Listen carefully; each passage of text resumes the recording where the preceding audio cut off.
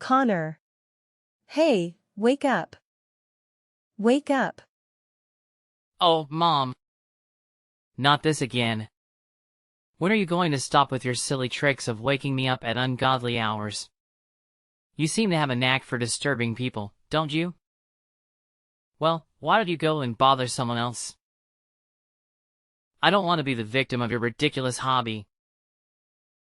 What? Connor. Are you really angry with me? Ugh, whatever. But I just wanted to let you know that it's already 8 in the morning. Don't you have to go to work?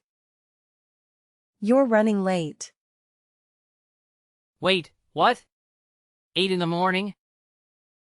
Are you serious? Oh no, I overslept. Mom, why didn't you wake me up earlier? I can't believe this. Oh, Connor, here we go again. Always playing the victim card, aren't you? I guess it's just easier for you to deflect any responsibility and blame me for everything. But let me remind you, I have been nothing but supportive and caring as a mother. I've sacrificed so much for you, and this is the gratitude I get? Yes, you felt disappointed in that moment, but instead of having a mature conversation about it, you lashed out at me and accused me of not caring.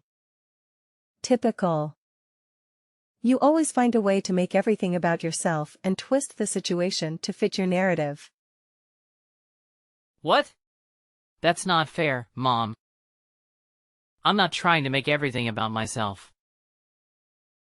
I was just expressing my frustration at the moment. Can't you see that? Oh, I see it all too well, Connor. It's always about your frustration, your stress, your needs. What about my needs? What about the countless times I've had to put aside my own desires to take care of you? But of course, you wouldn't understand that, would you? It's all about you. What? Of course my needs need to be prioritized the most. I'm your son, the future heir. Just remember the day you gave birth to me and realize I'm a boy. Well, that was wonderful, right? Because Grandma really wanted a boy so that he could inherit and take over the whole thing when he grows older. And finally, I am here. I am your golden child. Because of me, you don't have to suffer from the terrible anger of Grandma. You know it, right? She's been really easy on you these days because you gave her a grandson. So I am the best and the most important person in this house, for goodness sake. Oh, please, Connor. Don't try to twist the situation around and make it about how you supposedly saved me. You have a habit of exaggerating and blowing things out of proportion. And now you're expecting me to be grateful for your exaggerated heroics? Saving me from my so-called miserable life? That's rich coming from you. I've worked hard and made sacrifices to provide for you and give you a good life.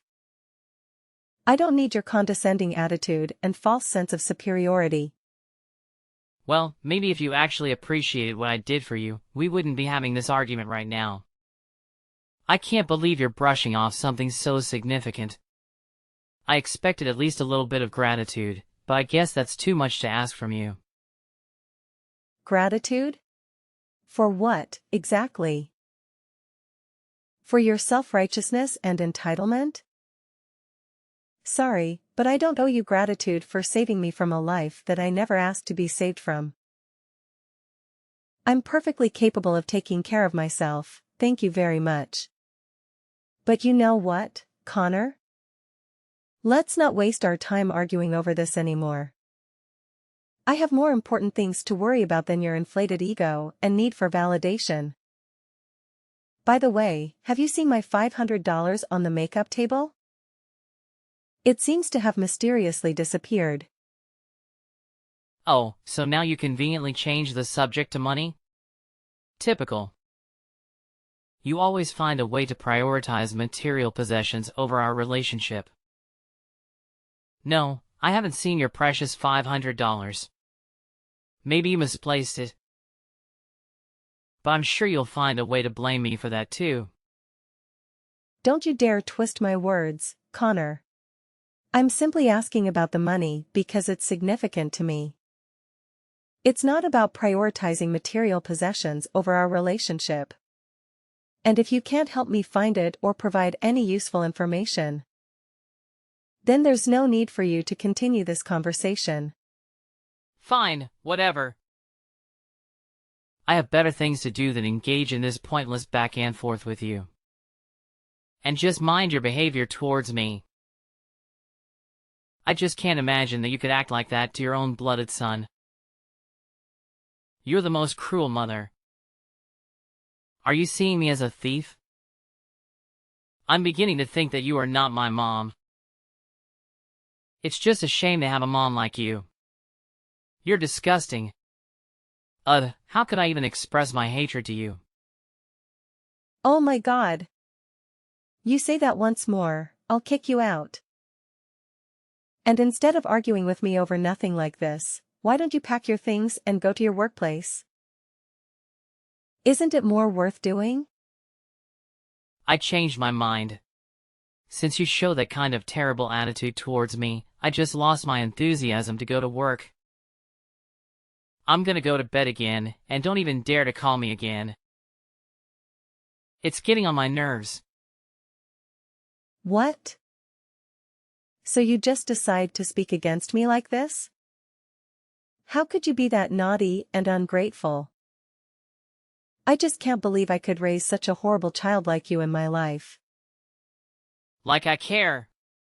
The next day. Hey, where are you right now, Kate? I've been looking for you. I'm downstairs, in the kitchen. Haven't you gone to bed yet? How could I hit the hay when my wife is down there working? Do you need any help? Actually, I'm arranging stuff in the house a little bit. What? Why do you have to do that? I thought you did it like 2 days ago? Am I wrong? Kate, I know you always want the house to be fresh and clean, but you shouldn't force yourself like that. Your health is much more important. Just think about that. Think about how I could handle everything when you get ill. It would be a really huge loss if you fall ill one day. So could you just listen to me this time? Well, actually, I've been feeling a bit overwhelmed lately. With work, taking care of this kids, and managing the household, it's been a lot to handle. I find that organizing and tidying up the house helps me clear my mind and feel more in control. It's like a form of therapy for me. I understand that you find it therapeutic, but you need to remember to take care of yourself too. It's not fair for you to shoulder all the burden while I just sit back and relax. We're a team, Kate, and we should be sharing the responsibilities. I appreciate your concern, Leon. And I agree we should share the responsibilities. But please understand that organizing the house is something that I genuinely enjoy doing. It brings me a sense of satisfaction and calmness. It's not about trying to be perfect or meeting some unrealistic standard. It's just a way for me to create a comfortable environment for our family. I see where you're coming from, Kate. I guess I was just worried that you were overexerting yourself. It's hard for me to see you working so hard when I know how much you do for all of us already. I'm really worried about you these days, so please take good care of your health, okay? If you need anything, just call me. Thank you, Leon. Your support means a lot to me. And don't worry, I do take breaks and make sure to prioritize my well-being. You know, self-care and all that jazz. That's good to hear, Kate. It's important to take care of yourself. We all need a little R&R from time to time. Yeah, exactly. So, about why I've been doing this. It's actually kind of a secret. And I'm not entirely sure if it's the right thing to do, but I have my reasons. Oh, now you've piqued my curiosity. Spill the beans, Kate. I promise I'll keep it locked up tighter than Fort Knox. Well, it's about our son, Leon. What's wrong with him? Well, I actually am suspicious that he's been stealing our money behind our backs. Wait, what? You mean Connor? How could he? Yeah, hard to believe, right? Anyway, it's just my assumption. I haven't had any evidence to prove that. But it's been bothering me, and I needed to confide in someone I trust. Please don't tell anyone about this, okay? I don't want to hurt anyone, especially Connor. Don't worry, Kate. Your secret is safe with me. I understand your concerns, but I have to admit, it's hard for me to believe that my son would do evil things like that. He always shows an obedient attitude towards me, and he seems like really nice son. I just can't believe that he could be that mean, you know? You know, it's been quite a roller coaster lately with Connor. I mean, I totally get where you're coming from with your shock, but let me fill you in on what's been happening. It's not a surprise for me to accept it because, honestly, he's been a handful for a while now. I'm talking major naughtiness here. It's like he's on a mission to challenge everything I say and completely ignore any advice I try to give him. It's enough to drive any parent up the wall. Sometimes, I feel like he's intentionally pushing my buttons just to see how far he can go. Whoa, Kate, I had no clue things were this intense between you and Connor. Seriously, why didn't you give me a heads up? I would have swooped in like a superhero and had a serious talk with him about his behavior. I mean, come on, he's our son, and we're in this together. I know, Leon, and I'm sorry for not opening up about it sooner. It's just that it's been a constant source of frustration for me, and I didn't want to burden you with it. I thought I could handle it on my own, you know? But lately, it's been getting worse, and that's why I've been contemplating if there's something more going on beneath the surface.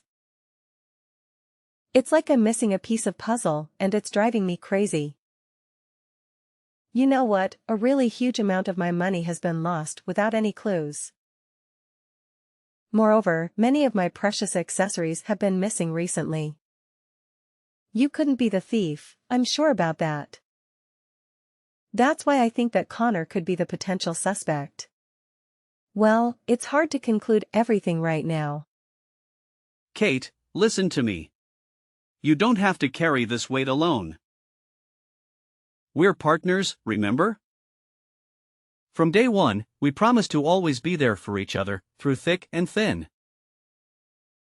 And the fact that you've been dealing with all of this without saying a word, even though it's about our own flesh and blood, worries me. And actually, I don't think that our son has to take the responsibility for any of this.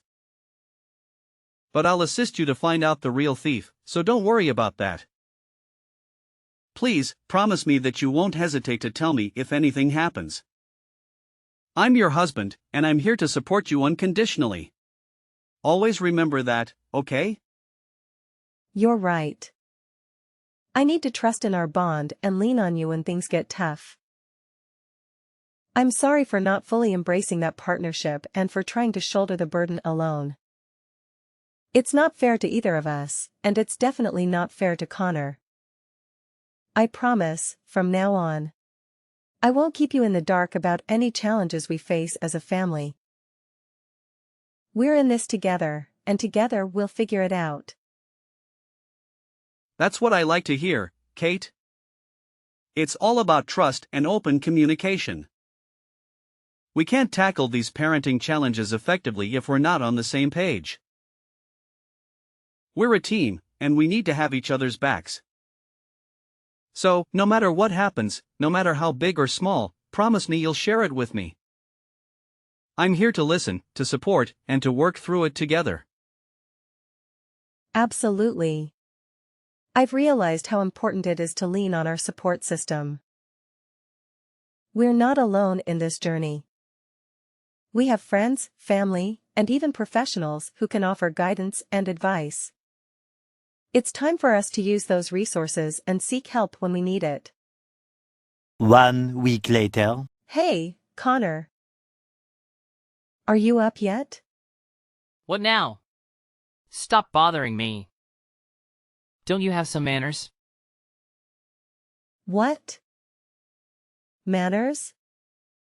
What on earth are you talking about?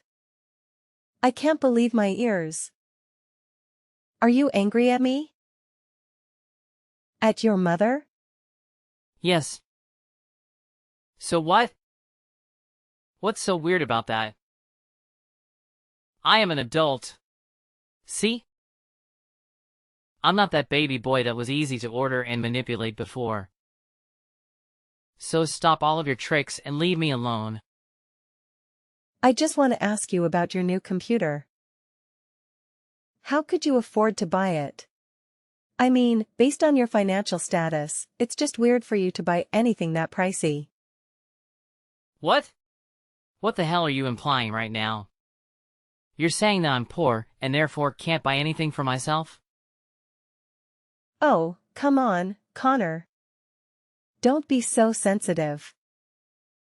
I was just curious about how you managed to get your hands on such an expensive computer. It's not like I was insinuating that you're poor or anything. I was just genuinely surprised. Considering your financial situation. Well, it sure sounded like you were implying that I can't afford nice things because I'm broke. And it's none of your business anyway. I don't need to explain my financial decisions to you or anyone else. I'm an adult, remember? I can make my own choices. Fine, fine. No need to get all defensive. I was just trying to make conversation, but if you don't want to share, that's your prerogative. I won't press the issue any further. Good. Because I really don't feel like discussing my personal finances with you. It's my money, and I'll spend it how I please. Besides, it's not like I owe you any explanations. You know what, Connor? You're being really ungrateful right now. I'm your mother, and I have every right to ask about things happening in your life. Couldn't you tell me just a little bit? Is it that hard for you to do? Well, I don't want to. Just that, happy now? I don't want you to interfere in any of my stuff. I'll take care of my own things. No need to bother, okay? But it's just ridiculous. Your salary is just around $100 a month. You don't even have enough money to pay for this house's electricity bills alone. But it seems like you have a lot of money to spare on unnecessary things, don't you? So? If I don't even have any money left, then I do not deserve something of my own? Even a small laptop? How could you be so selfish to your own son? That's just unbelievable. I can't imagine that my mother could become this mean and selfish. Oh, please, Connor. Don't try to guilt-trip me with your accusations. I'm not being mean or selfish. I'm just concerned about your financial well-being. As your mother, it's my responsibility to make sure you're making wise decisions with your money. Wise decisions? Is that what you call it? Constantly questioning and criticizing my choices? I work hard for my money, and I have the right to spend it how I want. Even if it doesn't align with your expectations. It's not about expectations, Connor. It's about practicality. You barely make enough to cover your basic expenses. And yet you're splurging on expensive gadgets? It just doesn't add up. I worry about your future and financial stability. Well, maybe you should trust me to manage my own finances. Maybe I have a plan or a way to afford things I want. Just because I don't meet your standards of what's practical doesn't mean I'm being irresponsible or selfish. Trust you? After witnessing your poor financial decisions time and time again? I'm sorry, Connor, but it's hard for me to have blind faith in your choices when they seem so impulsive and reckless. Impulsive and reckless? That's how you see it. And what's wrong with that? Buying things for myself is guilt? It's just that you're jealous of me living and enjoying my life. That's why you decide to prevent me from buying things that I like, isn't it? Shut up.